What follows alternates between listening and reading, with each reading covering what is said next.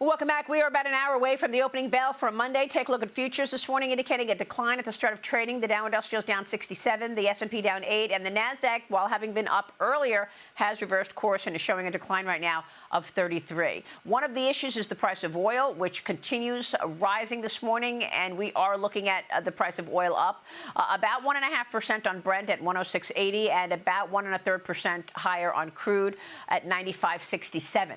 There are new reports this morning that Tehran is offering a new proposal to the Trump administration to reopen the strait and end the U.S. blockade so that Iran can resume selling oil. But this report says that there is no mention of addressing the nuclear program until later. This after the Trump administration canceled the planned trip to Pakistan over the weekend. It was supposed to be talks with Iran. He told Jared Kushner and Stephen Witkoff to hold back and not go on the trip. Joining me now is Federated Hermes Chief Investment Officer of Equities, Stephen Auth. And Stephen, it's great to have you this morning. Welcome back. Thank you, Maria. And I want to start with your most recent note where you say that the Iran issue is becoming people are looking through it, and maybe it's become a secondary issue at this point.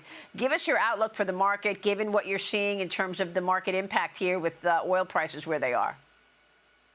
We like the setup here pretty well, Maria. I mean, the earnings numbers are powering ahead.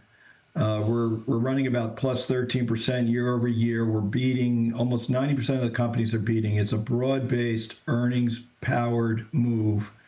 Valuations aren't cheap, but they're what we would call fair. If you look at the overall market, it's trading at about 20 times next year's earnings. We've got a target of 8,200, 18 months out on the S&P. The setup looks pretty good. And, if you look at the demand figures, they're holding up in the economy. Retail sales, which is something we watch pretty carefully, pretty strong last week. Travel data looks good. Credit card data looks good. The investment numbers that are coming through look pretty good. We're going to hear more about that this week with the Mag 7 that are reporting. And inflation core inflation is holding in there. And so, we see the Fed still cutting about 3 times between now and this time next year, which is kind of a Goldilocks environment for the economy. So yeah, it sure is. If we see the just Fed avoid shooting people, I think we'll be okay. Yeah, if we see the Fed cut rates 3 times, and just to be specific, you write in your headline of your most recent note, with the war in Iran fading as a concern for markets, the setup looks constructive from here as the rest of the quote-unquote worries on investors' list all look likely to diminish as the year progresses. Well, we are now entering the busiest earnings season right now, and big tech earnings will kick off. Meta, Amazon, Microsoft, Alphabet, all reporting on Wednesday. Investors are looking for AI spending and data center investments. Plus, you've got the massive CapEx plans to build out AI infrastructure.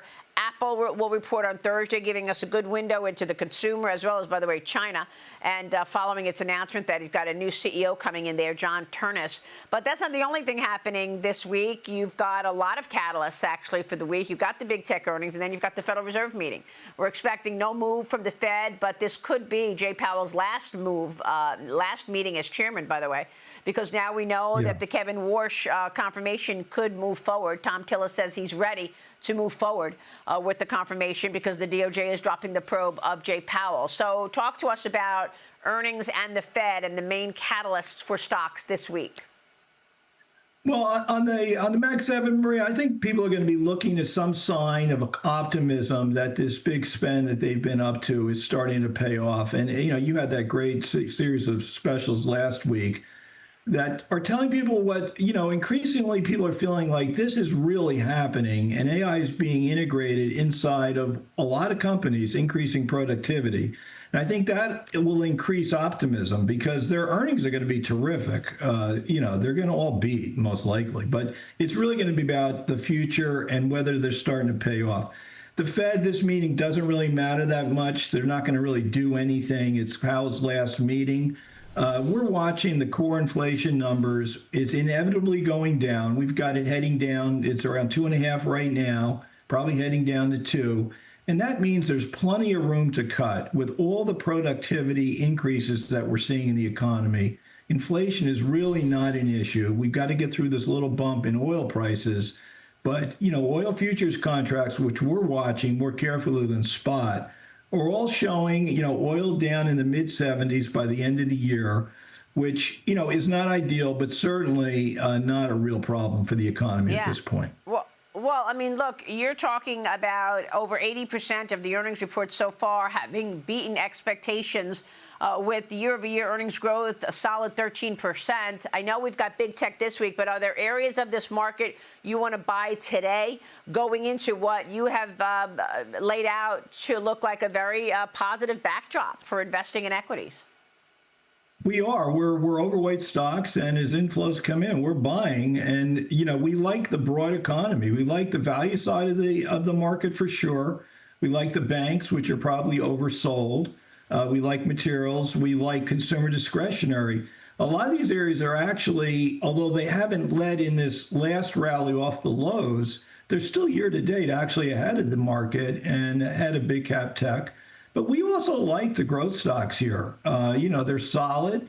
They're maybe not cheap, but, the earnings are going to be pretty good. So we see this as a pretty broad-based rally. As the economy broadens out, we get past these worries about everything falling off a cliff. And then some of those more cyclical areas, which have actually led on a year-to-date basis, ought to resume their leadership. So, we think it is a pretty attractive market here. All right, we will leave it there and keep a watch. Talk with you along the way. Stephen, great to see you this morning. Thank you. Likewise, Maria. All right, Stephen Auth.